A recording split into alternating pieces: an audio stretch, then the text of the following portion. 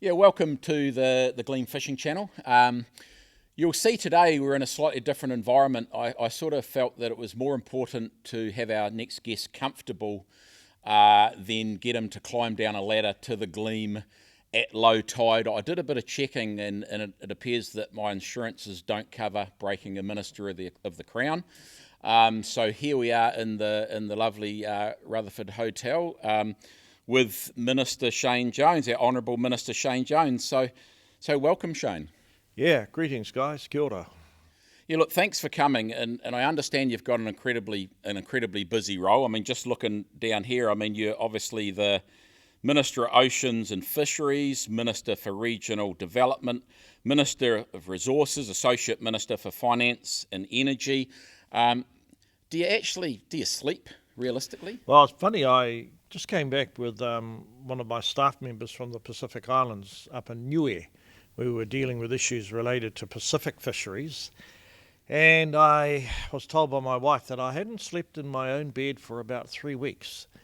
So, no, I'm constantly on the go. Look, winter's always a tricky time as a politician. People who are your voters often get very grumpy during winter, and I have taken on the role for moving around the country, selling the policies of the government or taking a few socks to the chops and getting the brand out there. And obviously, it's the name of our party, New Zealand First.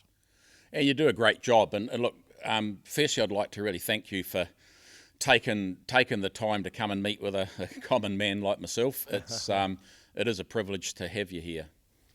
Yeah, well, thanks. I've never forgotten where I came from. Dad was one of 17 children, Awanui, north of Kaitaia.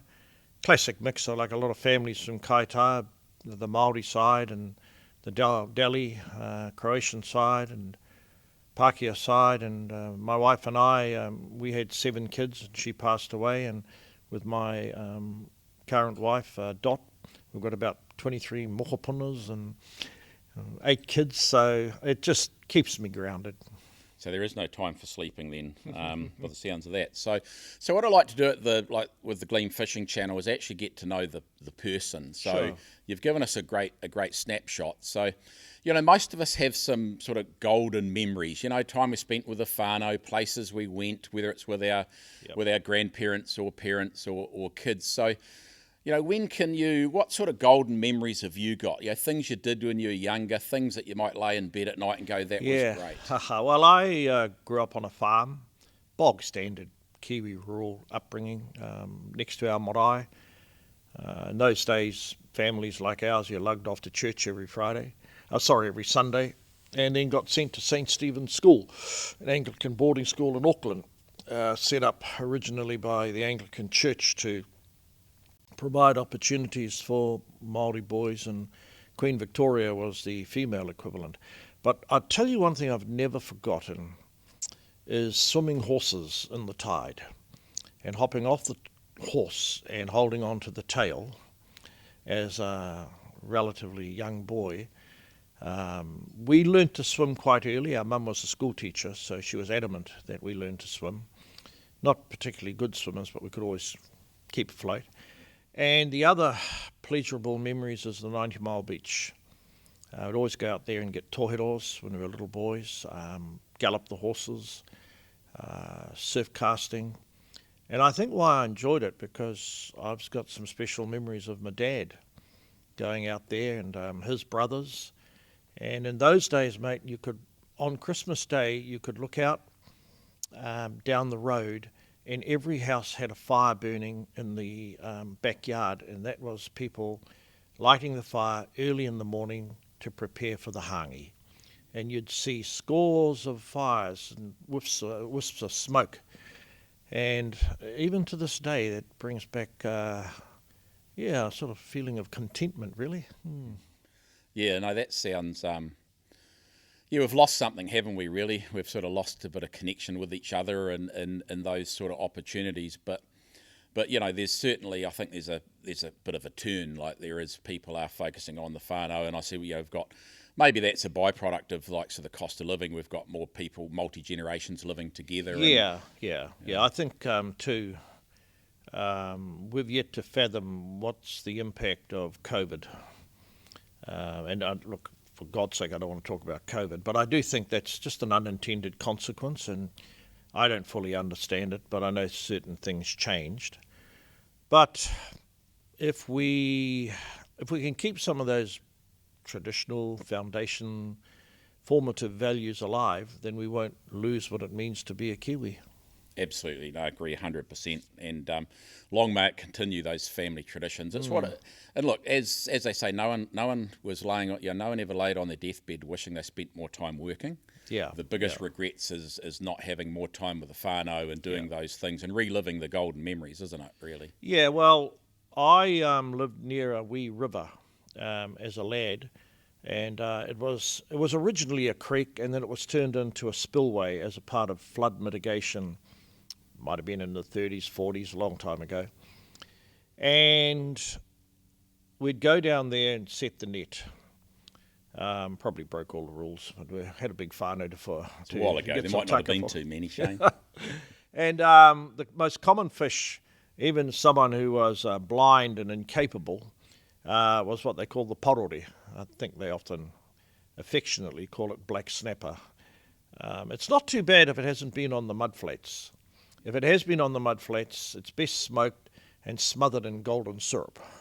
And then after your rugby game, where everyone's drunk about a flagon of beer and they'll eat anything, my auntie used to serve up stacks of this smoked blackfish, smoked porori that had been on the mudflats but had a smothering of golden syrup on it, and it went down the gob anyway, mate.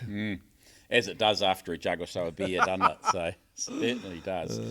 So it sounds like fishing and seafood was sort of a part of your upbringing. I mean, how did your upbringing sort of influence your passion for the seafood industry? Because know you have one. I owe a debt of honour to the seafood industry. My family, in 1990-91, I was privileged to win the Harkness Fellowship. And a lad from Kaitaia, 29 years old, with 4 kids, wife in tow, then went and studied at Harvard University. And an absolute privilege. And then spent a bit of my own money as well, obviously. And then I came back, and the Prime Minister, Jim Bolger, appointed me to the Māori Fisheries Commission. And the only reason that I got on there is that I was relatively young, I was bilingual, but I had a very good knowledge, not only of the industry, but the connection with fisheries in the community. And then, obviously, I hung around before I became a politician and did a bunch of other things. No organisation that represents the interests of the fishing industry survives unless the fishing industry is generating revenue and generating dividends.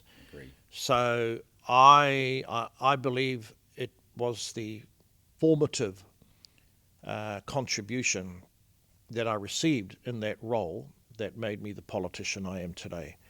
So people did feel when I was with Labour that I wasn't balanced enough with fisheries.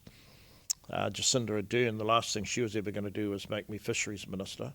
So when the chance arose with Winston and Mr. Luxon, I grabbed it with two hands. So I want everyone to know on this program, I regard it as a debt of honour, and I'm putting something back into the industry that I feel has been very good to me. And I come from an area, whilst it's not as profound as the South Island in fishing, we've got fishing ports in Hauhora, Totara North, where we still do a bit of fishing out of there. It's the Great Whangaroa Harbour. Monganui, where my family were raised, and there's 1 or 2 boats still dotted around the Awanui Harbour. In many respects, mate, it's redolent of the 50s and 60s. And Awanui, Awanui means big river. And in the old days, before the roads got any good, there was the regular ferry service, and that boat was known as the Clansman. And the old timers, they're pretty much all gone now. That's how they got in and out of the north. So I feel that's genuinely a part of my heritage.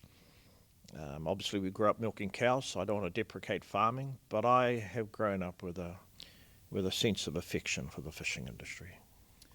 No, that's awesome. And I mean, you sort of almost took my next question, but you've really answered that well, because, some people have obviously accused you of being a little bit, showing a bit of favouritism towards the commercial fishing industry, maybe over environmental issues or recreational fishers. But I think then you're probably unique. Like, having a minister passionate about the portfolio is something we should embrace in this country, not fear. What's your thoughts on that?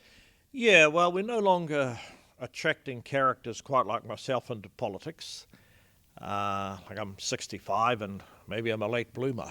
No, there's a good line. The reality, though, is I have not hidden from any New Zealander what my mission is.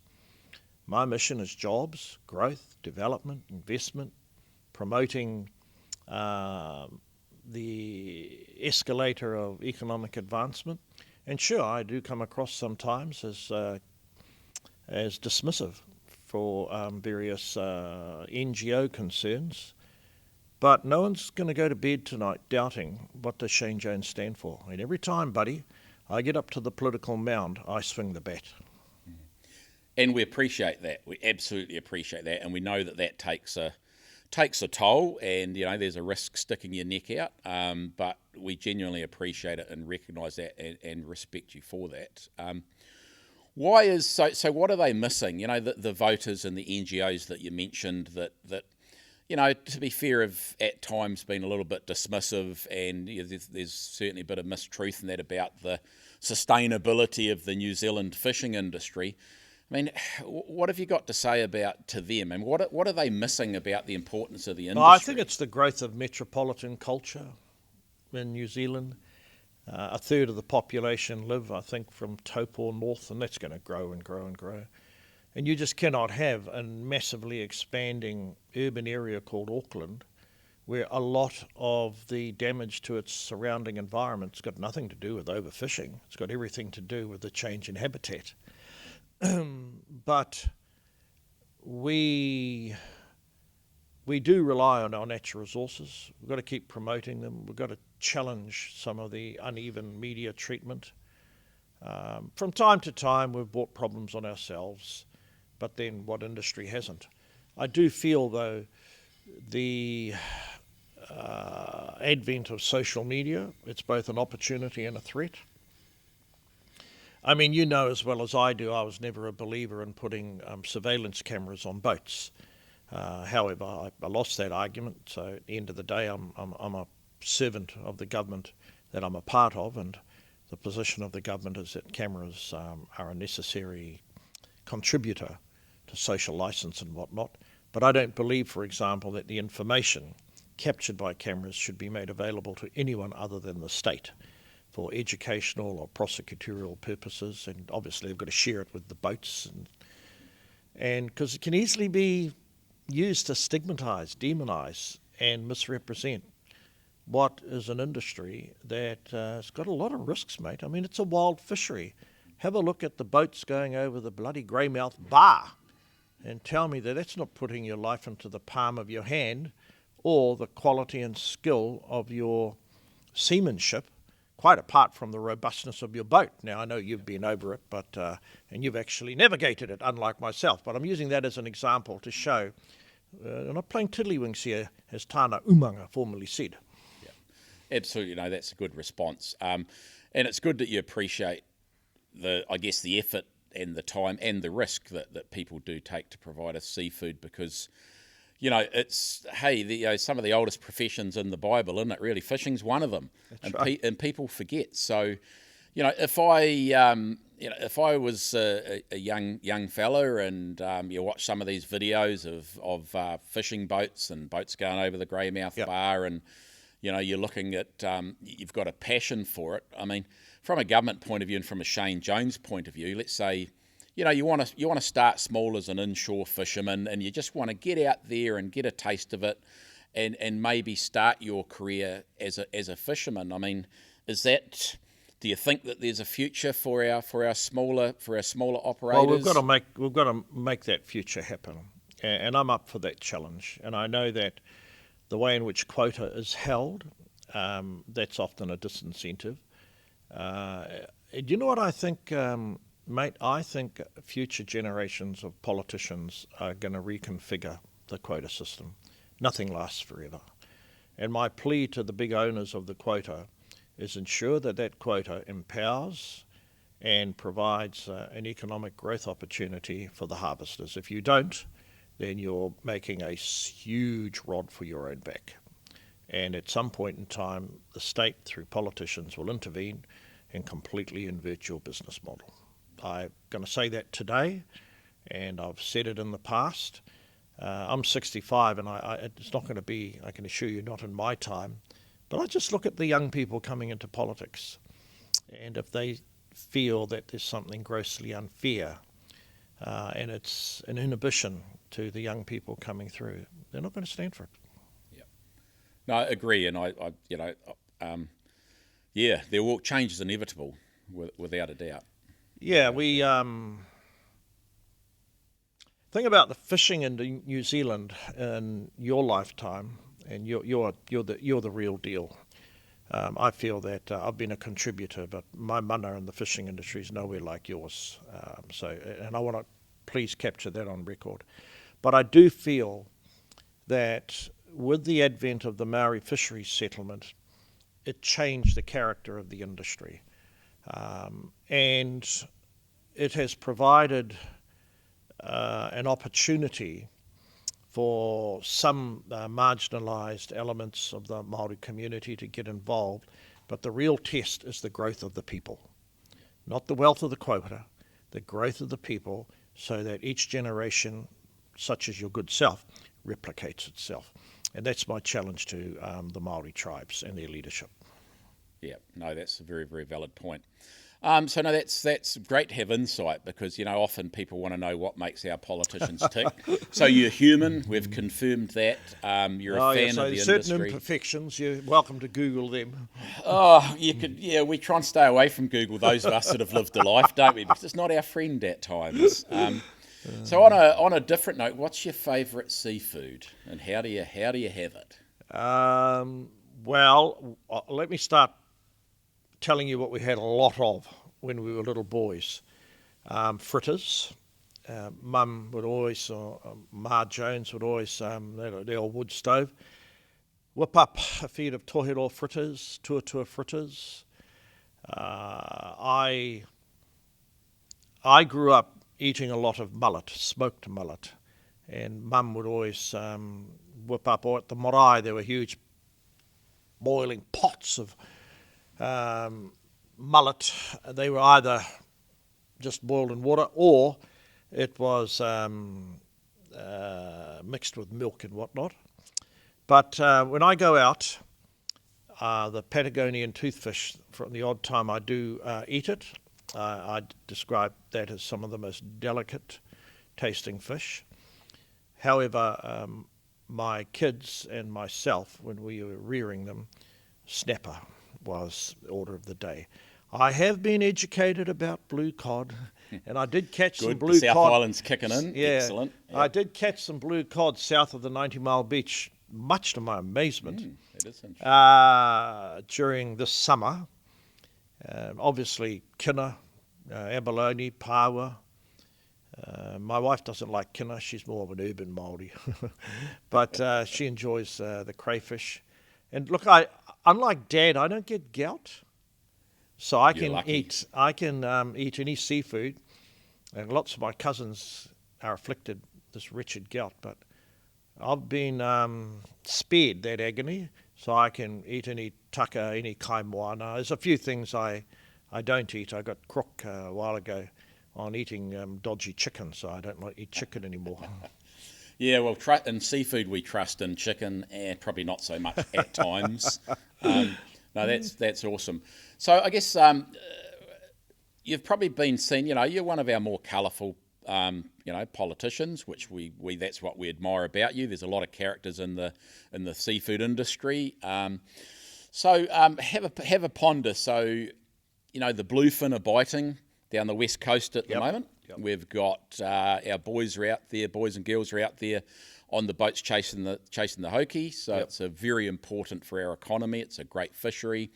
So You're in charge of a fishing vessel, Mr. Jones, so it's a very, very, very nice vessel. She's and you've got to pick a crew.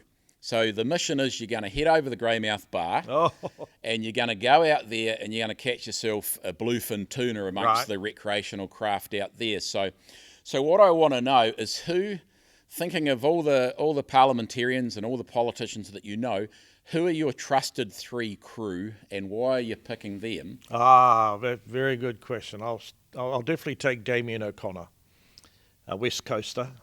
Local knowledge, good. Yeah, he's not necessarily a big seafood man, but a lot of local knowledge. Good. And then I would probably... He won't come on the vessel, but I'd love to have taken Winston, because he's from Ngāti Waia. That means people of the sea coast. Perfect. That's where he comes from, and he is an individual who does have salt water in his veins. He's owned lots of boats, and he's very proud of his knowledge about the seafood sector. And to show that I'm not a total ogre and don't understand the importance of the fairer sex, I would probably... I think I'd ask Louise Upston from the National Party if she'd join us, because her withering glare and her expectation of a certain level of behaviour from colourful characters like me carries a lot of weight, bro. Excellent. So we've got to have someone to set the standards and expectations. Is that what you're saying? Yeah. So okay, no, that but would that be an vessel is crew. not leaving without someone as good as Craig Boot, Captain Andy, or your good self, so that I don't perish on so said bar. Oh, we'd have you back without a doubt. And I'm sure that Craig and the boys at Westfleet and Tallies down there would be more than happy to sort you out that trip. That would be something that the cameras would probably want to be away from more than anything else. So any look, that's been really excellent. I know our time's nearly up, but any last words for our viewers? So we've got quite a good viewer base of mixed ages. We've got recreational and commercial fishermen. Any sort of last words from Shane Jones to our viewers? Well, look, I came back into politics in 2017, and I owe a debt to Winston. He said, look, Shane, you've moved out of politics. There's more lead in the pencil. I think there's an opportunity for you to work with New Zealand First and work with me. So I never stopped talking that point in my life up. I only raised that to say never ever stop looking for opportunity. Never ever lose that sense of adventurousness, because life leads in all sorts of twists and turns, and it can leave you feeling very heavy. But if you've got the right spirit and you've got a support base and back yourself, I mean, New Zealand seems to have lost the ability to take on risk in the way that we did when I grew up. But taking on risk is easily dealt to, providing you surround yourself with the people who know how to manage the risk. But they may look to you to be the leader to make the call, and then work with people who know exactly how to manage the risk, whether it's going over the bar, managing bureaucracy, dealing with creditors, trying to secure money, opening up new markets, or even helping you through a difficult stage if you've got a large family like I've got, or indeed a personal domestic issue.